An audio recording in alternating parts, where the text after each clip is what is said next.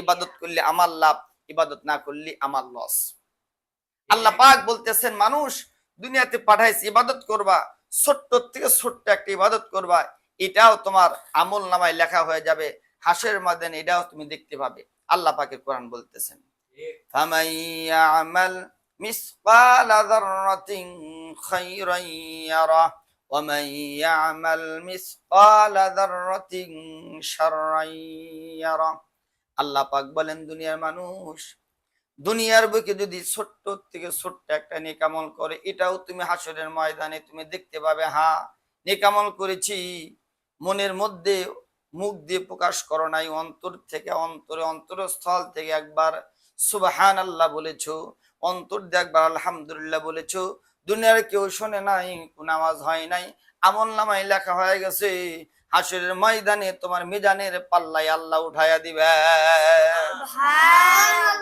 ঠিক তেমনি ভাবে মুসলমান, আল্লাহ পাক বলেন যদি ছোট্ট থেকে ছোট্ট একটা গুনাহ করো, তাও কিন্তু তোমার আমলনামায় লেখা হয়ে যাবে। এই যে দুই কান্দে দুইজন ফেরেশতা আছে, সব কিছু কিন্তু লেখা লাগতেছে। মুসলমান কিতাবের মধ্যে লেখে, আল্লাহ পাক বলছেন দুনিয়ার মানুষ যখন হাসরের ময়দান কায়েম হয়ে যাবে, ওই বিচারের মুহূর্তে এক একজন মানুষের পক্ষে এবং বিপক্ষে আল্লাহ পাক 4টা করে সাক্ষী দাঁড় করা দিবি। আল্লাহ পাক আমার মতো একজন মুন্সিকে ডেকে আনবে, আল্লাহ বলবে বান্দা তুমি জাহান্নামের দিকে যাও, দুনিয়াতে নেকামল করো নাই, ভালো কোনো কাজ করো নাই, তোমার ঠিকানা জাহান্নাম। ও বন্ধু, দুনিয়াতে যারা গুনাহ করছে, অন্যায় পথে চলছে, হাসরের ময়দানে জাহান্নামের আগুন থেকে বাঁচার জন্য তারা বলবে আল্লাহ আমি তো কোনো গুনাহ করি নাই, আমি কোনো অন্যায় করি নাই। আল্লাহ পাক বলবেন তুমি যে অন্যায় করেছো তার আমার পক্ষে সাক্ষী আছে। আল্লাহ পাক প্রথম নাম্বার সাক্ষী আপনার আমার বিপক্ষে দাঁড় করা দিবে। আল্লাহ পাকের কোরআন বলতেছে ইয়াউমা ইযিন তুহাদ্দিসু আখবারাহা বিআন্না রাব্বাকা আওহালাহা। আল্লাহু আকবার বলেন। আল্লাহ পাক বলেন নবী গো আপনার উম্মতদেরকে শোনায়া দেন, আপনার উম্মতদেরকে জানায়া দেন, হাসরের ময়দানে এই জমিন আপনার পক্ষে বিপক্ষে সাক্ষী দিবে। দুনিয়ার বুকে কোথায় দাঁড়ায় একটা গুনাহ করছেন, দুনিয়ার কেউ দেখে নাই, কিন্তু আল্লাহ পাক দেখছে। ওই জমিন কিয়ামতের দিন সাক্ষী দিবে আল্লাহ আমার বুকের উপর দাঁড়ায় মা বাবার বিরুদ্ধে কথা বলছি, আমার বুকের উপর দাঁড়ায় আল্লাহ কোরআন হাদিসের বিরুদ্ধে কথা বলছি, আল্লাহ আমার বুকের উপর দাঁড়ায় ইসলাম বিরুদ্ধে কথা বলছে, ওলামায়ে কেরামের সাথে বেয়াদবি করেছে, আল্লাহ আমি তোমার কাছে বিচার চাই। ওই নাফরমান গুনাহগার বলবে আল্লাহ এই সাক্ষী তো আমি মানি না। আল্লাহ বলে কেন মানো না জানতে চাই। এবার নাফরমান বলবে আল্লাহ দুনিয়ার বুকে কত তো মাটি কাটলাম, কোদাল দিয়ে মাটি খনন করলাম, কিন্তু কই মাটি তো কোনো কথা বললো না। আজকে কিয়ামতের হাসরের মাঠের ময়দানে আমার বিপদের মুহূর্তে মাটি বুঝে আমার বিপক্ষে সাক্ষী দেয়, আল্লাহ এই সাক্ষী আমি মানি না। আল্লাহ পাক বলে পয়গম্বর ওই বিপদের মুহূর্তে আমি আল্লাহ পাক বান্দার বিরুদ্ধে 2 নম্বর সাক্ষী দাঁড় করায় দিব। আল্লাহ পাক তুই 2 নম্বর সাক্ষী বার বের করে দিবে। এই যে দুই কান্দে দুজন ফেরেশতা আছে, আল্লাহ পাক বলতেছে কিরামান কাতিবিনা ইয়ালামুনা মা তাফআলুন। কিরামান কাতিবিন, ফেরেশতা দুইজন মানুষেরই সাথে থাকে সদা সর্বক্ষণ, পাপ পূর্ণ ভালো মন্দ যা করে বান্দায় সবই তারা রেখে রাখে আমলনামায়। আমার মুসলমান ভাইরা, আল্লাহ পাক বলতেছে নবী গো আপনার উম্মতদেরকে বলে দেন হাসরের ময়দানে 2 নম্বর সাক্ষী বান্দার বিরুদ্ধে সাক্ষী দিবে। এই যে দুই কান্দে দুইজন ফেরেশতা বলবে আল্লাহ আমার নাকের ডগায় দাঁড়ায়া কলমে পাওয়ার ছিল অন্যায় কোন অন্যায় ইসলামের বিরুদ্ধে লিখছি, অর্থ সম্পদ ছিল ইসলামের বিরুদ্ধে ব্যয় করেছে, আল্লাহ আমার নাকের ডগায় দ্বারা বাবা আমার সঙ্গে বেয়াদবি করছি, তোমার কোরআন হাদিসের সঙ্গে বেয়াদবি করছে, নবী রাসূলের বিপক্ষে কথা বলছি, ওলামায়ে কিরামের বিপক্ষে কথা বলছি, আল্লাহ তোমার কাছে আমি বিচার চাই। এবার নাফরমান বলবে আল্লাহ এই সাক্ষীও আমি মানতে পারলাম না। আল্লাহ পাক বলে কেন? আমি তো দুনিয়ার বুকে যখন ছিলাম আমার সঙ্গে একজন লোকের ঝগড়া লাগলো, ওরা 3 ভাই আমাকে আঘাত করলো, আমি একা ওই দিন আঘাত আঘাত সহ্য করলাম, কই দুই ফেরেশতা তো কোনো কথা বললো না। আল্লাহ এই সাক্ষী আমি মানি না। এবার আল্লাহ পাক এমন একটা সাক্ষী দাঁড় করা দেবে, 3 নাম্বার সাক্ষী। আল্লাহ পাকের কোরআন বলতেছেন ওয়া ইদাস সুহুফু নুশিরাত ওয়া ইদাস সামাউ কুশিতাত। আল্লাহু আকবার বলেন। আল্লাহ পাক বলেন নবী গো 3 নাম্বার সাক্ষী আমি মানুষের বিপক্ষে দাঁড় করায় দিব। আল্লাহ পাক আমলনামা বের করা দিবি, কোথায় কি করছেন সব কিছু লেখা হয়ে গেছে। ও বন্ধু, রাতের অন্ধকারে গুনাহ করছেন, ঘরের মধ্যে দরজা জানলা সব বন্ধ ছিল, খেতার মধ্যে বন্ধ, লিপের মধ্যে মোবাইলে গুনাহ করছেন, কেউ দেখা নাই, দেখছে কি? বলেন না, কে দেখছে? কেউ দেখেনি, আল্লাহ দেখছে। ওই বিপদের মুহূর্তে দেখবেন সব গুনাহগুলো ওপেন হয়ে গেছে। এবার নাফরমান বলবে আল্লাহ আমি গুনাহ করছি, কিন্তু আল্লাহ এত গুনাহ করি নাই, তোমার ফেরেশতারা বেশি বেশি লিখছে। আল্লাহ পাক এবার বলতেছেন পয়গম্বর আপনার উম্মত যখন এই কথা বলবে আমি বুঝবো এই তো আপনার উম্মত একদম চূড়ান্ত পর্যায়ে পৌঁছে গেছে। এবার আল্লাহ পাক বলে 4 নাম্বার এমন একটা সাক্ষী দাঁড় করায় দিব যে সাক্ষীর বিরুদ্ধে কথা বলার কোনো ক্ষমতা নাই। সূরা ইয়াসিনের মধ্যে আল্লাহ পাকের কোরআন বলতেছেন আল ইয়াউমা নাখতিমু আলা আফওয়াহিহিম ওয়া তুকাল্লিমুনা আইদিহিম ওয়া তাশহাদু আরজুলুহুম বিমা কানু ইয়াকসিবুন। রোজ মাহশর हर दहा फैदा शवद हमज खुद अन मुजरिमा रुशुआ शवद दस्ते पाबिजी अज गवाही अज बयान बर फसादे उबा पीशे मुस्ताअद लब गुयद मनसुनी बुसिदा अम दस्ते गुयद मनसुनी दस दीदा अम सुशमे गुयद दीदा अम सुए हराम गोशे गुयद दीदा अम सुमरुल कलाम। মুসলমান ভাইরা আমার গভীর ভাবে মনোযোগ। ও বন্ধু 4 নম্বর এমন একটা সাক্ষী আল্লাহ দাঁড় করায় দিবে।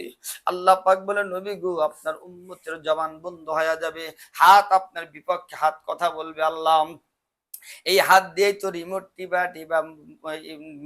টিপা টিভির মধ্যে নগ্ন ছবি দেখছি, চোখ সাক্ষী দিবে আল্লাহ কোরআন হাদিস পড়ানে, চোখ দিয়ে খারাপ সিনেমা দেখছি, কান সাক্ষী দিবে আল্লাহ কোরআন হাদিস শুনে নাই, কান দিয়ে খারাপ কোনো কিছু শ্রবণ করছি, পা সাক্ষী দিবে আল্লাহ পা দেহে হেঁটে মসজিদে যাই নাই, যাত্রা দেখার জন্য গেছে, ওখানে ফুটবল খেলা হয়েছে ওখানে গেছে, নামাজের মধ্যে আসে নাই। ও বন্ধু কোরআনের মধ্যে আল্লাহ পাক ইরশাদ করেছে প্রত্যেকটি অঙ্গ প্রত্যঙ্গে আপনার বিপক্ষে সাক্ষী দিবে। এ বন্ধু একটা কথা বলতে যাই, বলেন তো বন্ধু যখন নিজের বিরুদ্ধে নিজের অঙ্গ প্রত্যঙ্গ সাক্ষী দেবে আমাদের কি কোন বাঁচার উপায় আছে? আওয়াজ করে কোন বাঁচার উপায় আছে? কিন্তু বন্ধু মসজিদ নবীর মধ্যে আল্লাহর পয়গম্বর যখন বয়ান করতেছিলেন, নবী আমার নবীর সাহাবীরা বলতে ইয়া রাসূলুল্লাহ তাহলে তো আমাদের উপায় নাই। আল্লাহর নবী বলতেছে সাহাবীরা রে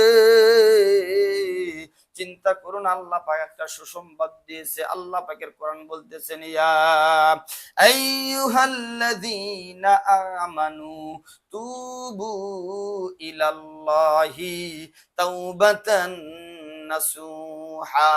আল্লাহু আকবার বলেন। এ মুসলমান আলোচনা লম্বা করব না, সংক্ষেপে একটা কথা আপনাদের শোনাইয়া দিয়ে যাই। ভাইজান আল্লাহ পাক বলছে যত গুনাহ করছে তোমরা বিশুদ্ধ তওবা করো, 6টা গুণ তোমার মধ্যে অর্জন করো, 6টা গুণে গুণান্বিত হয়ে যদি তোমরা তওবা করতে পারো আমি আল্লাহ পাক জীবনে সব গুনাহগুলো মাফ করে দিব। সুবহানাল্লাহ। এ মুসলমান 6টা গুণ আপনাদের মাঝে বলবো, তার পূর্বে একটা কথা বলতে চাই। আল্লাহ পাক বলছে শুধু গুনাহ মাফ করে দিব না, আর একটা কাজ আছে কি? আল্লাহ পাকের কোরআন বলতেছেন উলাইকাল্লাযীনা ইউবাদদিলুল্লাহু সাইয়্যাতিহিম হাসানাত। শুধু গুনাহ মাফ করব না, প্রত্যেকটি গুনার পরিবর্তে একটা করে নেকি দান করে দিব। জোরে কান সুবহানাল্লাহ। লা ইলাহা, আওয়াজ করে জোরে জোরে লা ইলাহা ইল্লাল্লাহ, লা ইলাহা ইল্লাল্লাহ, লা ইলাহা ইল্লাল্লাহু মুহাম্মাদুর রাসূলুল্লাহ। আল্লাহ। দিনাজপুরের মুসলমান ভাইরা গভীর ভাবে মনোযোগ, একটা কথা আপনাদের আমি শোনায়া যাই। ও ভাইজান, এই গুনাহ নিয়ে যদি আপনি কবরে যান, আল্লাহ পাক কোরআনের মধ্যে ইরশাদ করেছেন, ইয়া আইয়ুহাল্লাযীনা আমানুত্তাকুল্লাহা হাক্কা তুকাতিহি ওয়া লা তামুতুন্না ইল্লা ওয়া আনতুম মুসলিমুন। আল্লাহু আকবার। আল্লাহ পাক বলতেছেন, নবী গো আপনার উম্মতদেরকে বলেন তারা যেন আমি আল্লাহকে ভয় করার মতো ভয় করে। সাবধান, মুসলমান না হইয়া যেন তারা কবরে আসে না। ও ভাইজান, মুসলমান না হইয়া যদি কবরে যান, কবরে আল্লাহ পাক বলছেন কবরে বাঁকে বাঁকে বাঁকে বাঁকে মোবাইল কোড বসানো আছে। ও বন্ধু, প্রত্যেক ক্ষেত্রে যদি আপনি আটকিয়া যান, উপায় নাই, কবরের মধ্যে চলিয়া যাবেন, কোনো উপায় নাই। ওই মুহূর্তে বন্ধু বান্ধব নাই, সাথী সঙ্গী নাই, কেউ কিন্তু আপনাকে সাহায্য করার মতো নাই। আল্লাহর পয়গম্বর রহমতে আলম মুহাম্মদ রাসূলুল্লাহ সাল্লাল্লাহু আলাইহি ওয়াসাল্লাম বলেছেন, সাহাবীরা তোমরা কি জানো একজন মানুষ যখন কবরে যায় লোকটা কেমন অসহায় হইয়া যায়। একজন মানুষ যদি একটা ছোট্ট একটা ভর্তি নৌকা নিয়ে সাগরের মধ্যে চলাফেরা করে, বাতাসের কারণে যদি নৌকাটা ভাঙ্গিয়া যায়, এই লোকটা যেরকম অসহায়ের মধ্যে আছে, এই পানির মধ্যে কোনো কুল কিনারা নাই, সাগরের মধ্যে, ঠিক আল্লাহ রসুল বলছে তার চাইতেও বেশি বিপদে আছে একজন কবরস্থ ব্যক্তি, যেই মাত্র কবরে চলিয়া গেল। বন্ধু, ডাইনে মাটি বামে মাটি, উপরে হচ্ছে বাঁশের একটা বিছানা, মাটির একটা বিছানা, উপরে বাঁশের একটা চাঙ্গারি। ওই বিপদের মুহূর্তে কাউরে ডাকবেন, কেউ কিন্তু আসবে না, বন্ধু থাকবে না, বান্ধব থাকবে না। এ বন্ধু, আল্লাহ পাক বলেছেন নবী গো আপনার উম্মতদেরকে বলেন সাবধান, তারা যেন মুসলমান না হইয়া কবরে আসে না। ও বন্ধু, মুসলমান হইয়া কবরে যাইতে হবে। এই দুনিয়ার মধ্যে বাংলাদেশের মধ্যে বহুত আছে বন্ধু, কবরে বহুত কবর আছে, কবরের মধ্যে থেকে ধোঁয়া ধোঁয়া বের হওয়ার খবর পাওয়া গেল, বহুত কবর থেকে আগুন বের হওয়ার খবর পাওয়া গেল, বহুত কবর থেকে কান্নার আওয়াজ পাওয়া গেল, বাঁচাও বাঁচাও বলে চিৎকার করলো আওয়াজ পাওয়া গেল। ও ভাইজান, ওই বিপদের মুহূর্তে কেউ কিন্তু আপনার বন্ধু বান্ধব সাথী সঙ্গী থাকবে না। এই জন্য বন্ধু, বিশুদ্ধ তওবা আমাদের করা দরকার। ছয়টা গুণ অর্জন করে দিলে আপনার তওবা করতে পারেন। আল্লাহ পাক বলতে শুধু গুনাহ মাফ করব না, আমি আল্লাহ পাক তোমাদেরকে বিনা হিসাবে 6টা গুণ অর্জন করে তওবা করলে গুনার পরিবর্তে নেক দ্বারা পরিবর্তন করে দিব, তোমাদেরকে জান্নাতি মানুষ বানায়া কবরে রাখ দিব। মুসলমান ভাইরা আমার, ছোট্ট একটা উদাহরণ দিয়ে আপনাদের বোঝার জন্য সুবিধা হবে। ভাইজান, কবরে আযাব বহুত মানুষ কিন্তু চোখেই দুনিয়ার বুকে চোখে দেখছে বন্ধু। আজ থেকে বহুত দিন পূর্বের কথা বন্ধু, ডাক্তার নূর মোহাম্মদ নূর পাকিস্তান তার কিতাবের মধ্যে লিখছে, তিনি লিখছেন যে আমি একবার পাকিস্তানের মধ্যে দিনের দাওয়াত নিয়ে গেলাম, আমার তবলিগের সাথী ভাইদেরকে নিয়ে একটা মসজিদে গমন করলাম। ওই মসজিদে গমন করার পরে বন্ধু, দিনে দাওয়াতের মধ্যে 2টা কিন্তু গাছ তো হয়, একটা খুসুসি গাছ, একটা উমুমি গাছ। খুসুসি গাছ করা হয় 3 শ্রেণীর লোকের কাছে, একটা হলে দিনের বড়। কিসের বড় ভাই বলেন না? দিনের বড়। দিনের বড় কারা? উলামায়ে কেরাম, হাফেজ মাওলানা দিনের বড়। 2 নাম্বার হচ্ছে বন্ধু দুনিয়ার বড়। দুনিয়ার বড় কারা? মেম্বার, চেয়ারম্যান, গ্রামের মাতবার, এরা হচ্ছে দিনের বড়, দুনিয়ার বড়। 3 নাম্বার বন্ধু কাজের বড়। তারা কারা? যারা তবলিগের সাথে আছে, চিল্লার সাথে, তারা কাজের বড়। ডাক্তার নূর মোহাম্মদ নূর বলেন, আমরা মসজিদে সব মাল সামানা রাখি, একটা গাছত করে আসলাম। আসার পথে দেখি মসজিদের সাইডে 2-3 জন যুবক বসিয়া তারা আলাপ করতেছে। আমরা আস্তে আস্তে হাঁটি হাঁটি পা পা করিয়া তাদের কাছে গেলাম, সুন্দর ভাষায় তাকে সালাম দিলাম। সালাম দেওয়ার পর বললাম, বাবাজি বহুত দূর থেকে জামাত, একটা মসজিদের দিনের জামাত হাজির, আপনারা চলেন, ওখানে আল্লাহর বরত্ব দিনের কথা আলোচনা হচ্ছে, আপনারা আসেন। এবার ভদ্র ওই ছেলেটা তারা সুন্দর ভাষায় জবাব দিল, হযরত একটু পরেই তো মাগরিবের আজান হবে, যান, আজান হওয়ার পর আমরা মসজিদে গমন করব। মুসলমান ভাইরা আমার, কোনো দিকে নজর নাই, ঠান্ডা মাথায় কথাগুলো বোঝার চেষ্টা করি, দিলের কান্দে কথাগুলো শ্রবণ করি। ঠিক নূর মোহাম্মদ নূর বলেন, ঠিক একটু পরই মাগরিবের আজান হয়ে গেল। ও বন্ধু, নামাজের মধ্যে ওই তিনজন যুবক সামিল হয়ে গেছে। নামাজ পড়ে বন্ধু, দিনের আলোচনা চলতেছে, কিতাবি তালিম হচ্ছে, তালিম করতে করতে কবরে আযাবের কথা আলোচনা হচ্ছে। ঠিক ওই মুহূর্তে তিনজন যুবকের মধ্যে একজন দাঁড়ায় গেছে, ডেকে বলতেছে, হুজুর, আপনি তো কবরে আযাবের কথা কিতাবের মধ্যে পাইছেন, আমি তো কবরে আযাব আমার নিজের চোখে দেখেছি। জোরে জোরে বলেন না সুবহানাল্লাহ। ডাক্তার নূর মোহাম্মদ নূর বলেন, ওই মুহূর্তে আমি বললাম, বাবাজি আপনি একটু দাঁড়ান, আসেন এদিকে আসেন, আমি আর ওয়াজ করতে চাই না, বলেন তো আপনি নিজের চোখে কি দেখছেন, আপনি এবার বলেন আমরা শুনি। অর্থাৎ শ্রোতাকেই এবার নূর মোহাম্মদ নূর বলেন, আমি তাকে বক্তা বানাইয়া দিলাম। ওই লোকটা যুবকটা বলতেছে, ভাইরা শোনেন, আমি পাকিস্তানের একজন সাবেক সৈনিক, আমি সেনা ডিপার্টমেন্টে চাকরি করতাম। 65 ইংরেজিতে পাকিস্তান এবং ইন্ডিয়া যখন বিভক্ত হয়, ওই মুহূর্তের মধ্যে আমি সরকারি চাকরি করি। পাকিস্তানের রাওয়ালপিন্ডি একটা এলাকা আছে, ওই এলাকায় একটা কবরস্থানের পাশে একটা গর্ত করলাম আমরা, ওখানে সরকারি অস্ত্র আছে, অস্ত্রগুলো আমরা রাত্রে পাহারা দিই, রাতের বেলা পাহারা দিই। ও বন্ধু, যুবক বলতেছে, সারা রাত যখন আমরা পাহারা দিলাম, পালাক্রমে তিনজন পাহারা দিই, তিনজন ঘুমাই, এরকম করতে করতে যুবক বলতেছে ফজর আজান হয়ে গেল, এবার অস্ত্র পাহারা দেওয়ার দায়িত্ব আমার। ফজরের নামাজ পড়ি, আমি আর ঘুমাইলাম না, হাতে একটা তসবিহ না, সাইডে একটা কবরস্থান, কবরস্থান উপর দিয়ে হাঁটতেছি আর আমি তসবিহ পড়তেছি। কিন্তু হঠাৎ করে লক্ষ্য করলাম, কি ব্যাপার, একটা জায়গা থেকে একটা কর্মর কর্মর আওয়াজ শোনা যায়। এবার নূর মোহাম্মদ নূরকে ওই যুবক বলতেছে, শোনেন, আমি আস্তে করে, আমার কাঁধের উপর কিন্তু বন্দুক আছে, রাইফেল আছে, আস্তে আস্তে করে কবর পর্যন্ত চলিয়া গেলাম। কবরস্থানে যায় দেখি কবর ভিতর থেকে আওয়াজ, আমার বন্দুকের মাথা দিয়ে মাটিগুলো আস্তে আস্তে সরানো শুরু করলাম। তারপরে কবরের মধ্যে থেকে বাঁশগুলো 5-7টা বাঁশ আমি সরাইলাম। সরানোর পরে দেখি কবরের ভিতরে একটা ছোট্ট একটা জানোয়ার, ইন্দুরের চেয়ে একটু বড়, বিড়ালের চেয়ে একটু ছোট, এরকম একটা প্রাণী ওই মানুষটার ভিতরে নাই। গোস্ত গোস্ত একদম শেষ হয়ে গেছে, শুধু হাড়ের কঙ্কাল আছে। ওই ছোট্ট প্রাণীটা ওই হাড়ের কঙ্কালে যখন মাত্র একটা আঘাত করে, কামড় দেয়, অমনিতেই পুরা হাড় যেন কর্মর কর্মর আওয়াজ করে।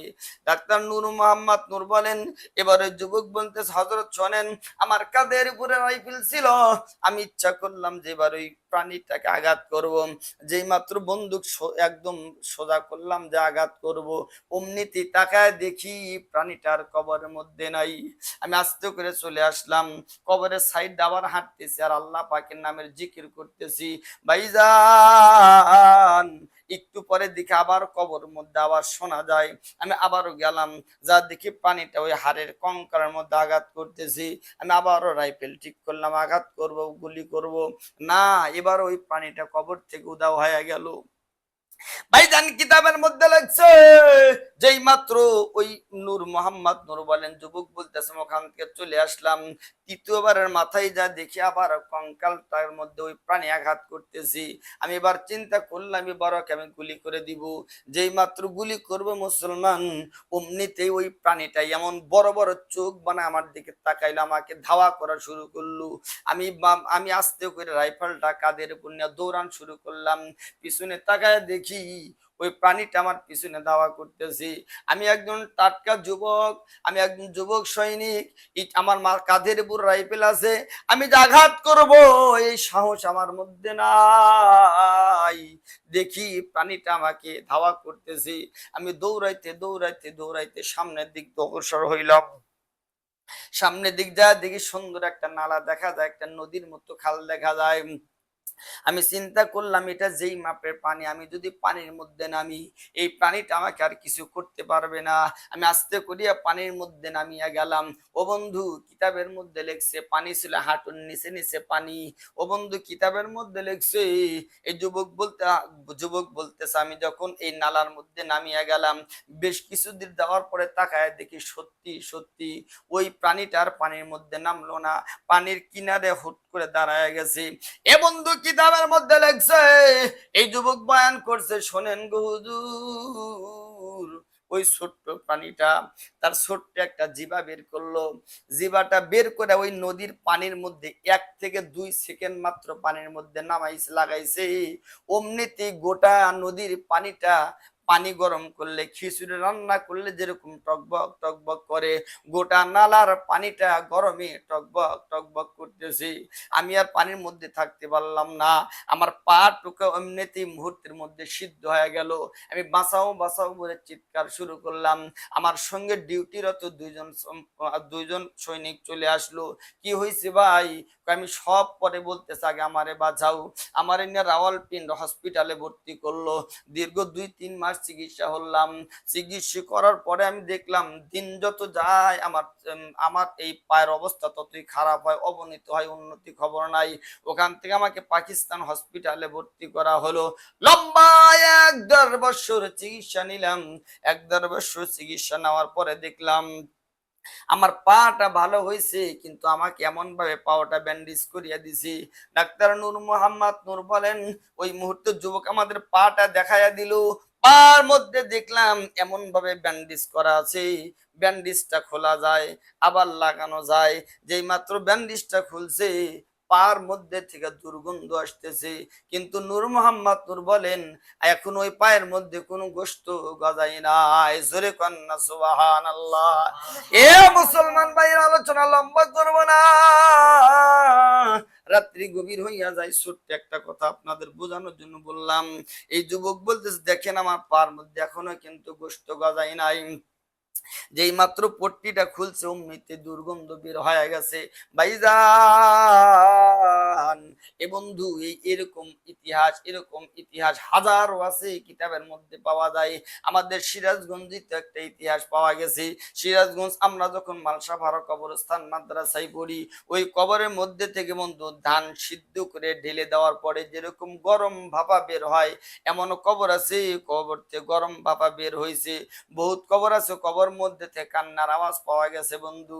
এই জন্য বন্ধু আল্লাহ পাক বলছেন, দুনিয়ার মানুষ শোনো, কাইফা তাকফুরুনা বিল্লাহি ওয়া কুনতুম আমওয়াতান ফাআহইয়াকুম সুম্মা ইউমীতুকুম সুম্মা ইহয়ীকুম সুম্মা ইলাইহি তুরজাউন। আল্লাহু আকবার বলেন। আল্লাহ পাক বলতেছেন, তোমাদেরকে আমি আল্লাহ পাকের কাছ থেকে কে গাফেল করে দিল, কে দূরে নিয়ে গেল? তোমরা কি দেখো না আমি আল্লাহ পাক তোমাদেরকে কেমনে সৃষ্টি করেছি? ইয়া আইয়ুহাল ইনসান মা গররাকা বিরাব্বিকাল কারীম আল্লাযী খালাকাকা ফাসাওয়াকা ফাআদালাক ফি আই সূরাতিন মা শাআ রাক্কাবাক। আল্লাহ পাক বলতেছেন, দেখো তোমাদের সুন্দর সুরত আমি আল্লাহ পাক দান করেছি। তুমি এক সময় কিছুই ছিল না, হাত ছিল ধরার শক্তি তোমার ছিল না, চোখ ছিল দেখছো কিন্তু চোখের ভাষা কেউ বোঝে নাই, মুখ ছিল কথা বলতে পারো নাই, পা ছিল সুন্দর কিন্তু হাঁটতে পারো নাই। এই সব অঙ্গ প্রত্যঙ্গের মধ্যে শক্তি দিল কে? আওয়াজ করে বলেন না, শক্তি দিল কে? চোখের মধ্যে চোখের দেখার পাওয়ার দিল কে? আল্লাহ পাক বলে, নবী গো, আপনার উম্মতেরা কেন আমি আল্লাহ পাকের সঙ্গে নাফরমানি করে আপনাদের কি মনে আছে নাকি? আল্লাহ পাক বলে, ছোট্ট সময় তোমরা দেখছো একটা টাকার জন্য 1 ঘন্টা 2 ঘন্টা বাবার হাত ধরে ঘুরছো, 1টা 2টা টাকার জন্য 2 ঘন্টা 2 ঘন্টা 1 ঘন্টা দুলাভাইয়ের হাত ধরে ধরে ঘুরছো 1টা টাকার জন্য। অথচ আজ তুমি লক্ষ টাকার মালিক, কোটি টাকার মালিক। এই অর্থ সম্পদের টাকা সম্পদ মালিক, এই অর্থ সম্পদ তোমাকে দিল কে? এ বন্ধু, যেহেতু সব কিছু আল্লাহ দান করছি, ওই আল্লাহ পাকের গোলামি করার দরকার আছে না নাই? ওই আল্লাহ পাকের গোলামি করে আল্লাহকে খুশি করে জান্নাতে যেতে চাই কি চাই না?